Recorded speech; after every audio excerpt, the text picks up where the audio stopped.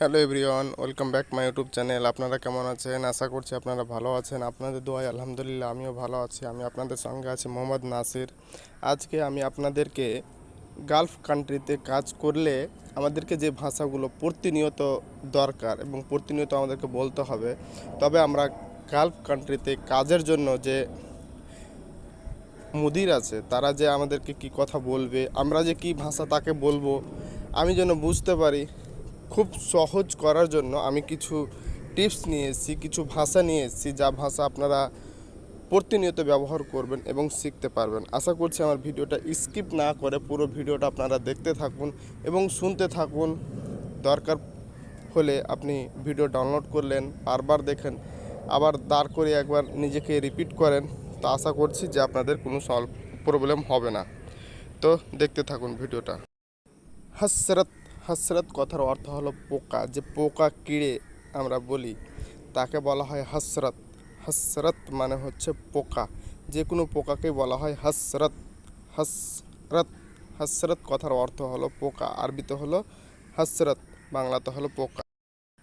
হুদুদ, হুদুদ কথার অর্থ হলো সীমান্ত। হুদুদ হচ্ছে আরবি শব্দ, সীমান্ত হচ্ছে বাংলায় আমরা সীমান্ত বলি। হুদুদ, হুদুদ কথার অর্থ হলো সীমান্ত। হুদুদ, হুদুদ কথার অর্থ হলো সীমান্ত। হুদুদ হচ্ছে আরবি ভাষায়, বাংলা ভাষায় হচ্ছে সীমান্ত। সীমান্ত আপনারা সকলেই বুঝেন, এবং হুদুদ হচ্ছে আরবি ভাষা, সীমান্ত হচ্ছে বাংলা ভাষা। হুদুদ মানে হচ্ছে সীমান্ত। লিহাজা, লিহাজার কথার অর্থ হলো এই জন্য। লিহাজা এই জন্য। লিহাজা, ধরুন আপনি কোনো একটা বস্তুকে বোঝাচ্ছেন যে লিহাজা, এটা শুধু এরকম। লিহাজা কথার অর্থ হলো এই জন্য। ঠিক আছে, আপনারা হয়তো এই জিনিসটা বুঝতে পারবেন। লিহাজা মানে এই জন্য, কথাটা তো আপনারা সকলেই বুঝেন যে লিহাজা হচ্ছে আরবিক ভাষা, এই জন্য হচ্ছে বাংলা ভাষা। লিহাজা মানে হচ্ছে এই জন্য। মাসনা, মাসনা কথা অর্থ হচ্ছে কারখানা। কারখানা, যে কারখানাগুলো আমরা কাজ করি সেই কারখানাগুলোকে বলা হয় মাসনা। মাসনা কথার অর্থ হলো কারখানা। মাসনা হচ্ছে আরবি ভাষায় এবং কারখানা হচ্ছে বাংলা ভাষায়। মাসনা হচ্ছে আরবি শব্দ, কারখানা হচ্ছে বাংলা শব্দ। মাসনা, মাসনা কথার অর্থ হলো কারখানা। বখিল, বখিল কথার অর্থ হলো কৃপণ, যাই কঞ্জুস। হিন্দিতে বলা হয় কঞ্জুস এবং বাংলাতেও বলা হয় কঞ্জুস, বখিল। বখিল মানে হচ্ছে কৃপণ। আরবিক ভাষায় হচ্ছে বখিল মানে হচ্ছে কৃপণ বা কঞ্জুস। বখিল মানে কৃপণ বা কঞ্জুস। কঞ্জুসকে বলা হয় বখিল। বখিল মানে হচ্ছে কঞ্জুস।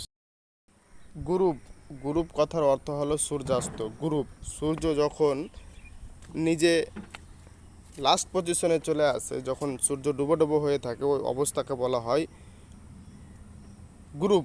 গুরুব মানে সূর্যাস্ত। গুরুব কথার অর্থ হলো সূর্যাস্ত। হুবুব কথার অর্থ হলো ট্যাবলেট। হুবুব মানে হচ্ছে ট্যাবলেট।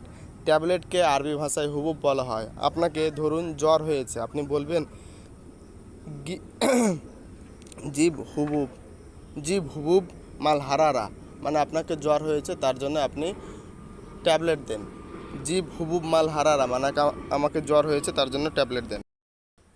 ইউসার, ইউসার কথার অর্থ হলো কি হলো। ইউসার কথার অর্থ হলো কি হলো, আমরা অনেক সময় বলে থাকি কি হলো, মানে ইউসার। ইউসার কথার অর্থ হলো কি হলো। ইউসার কথার অর্থ হলো কি হলো, আমরা নানান সময় বলে থাকি কি হয়েছে, কি হলো। বাস এই কথার জায়গাতে আপনারা উচ্চারণ করবেন ইউসার।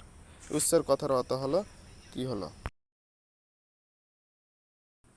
নায়াম, নায়াম কথার অর্থ হলো নরম। কোনো জিনিস সফট থাকে, নরম থাকে, সেই কথার অর্থ হলো নায়াম।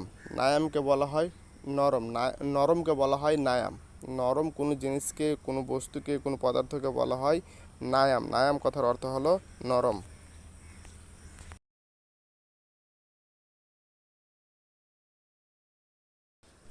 তো বন্ধুরা, আজকের এই ভিডিও দেখে আপনারা কিছু হলেও উপকৃত হবেন এবং কিছু ভাষাও শিখতে পারবেন।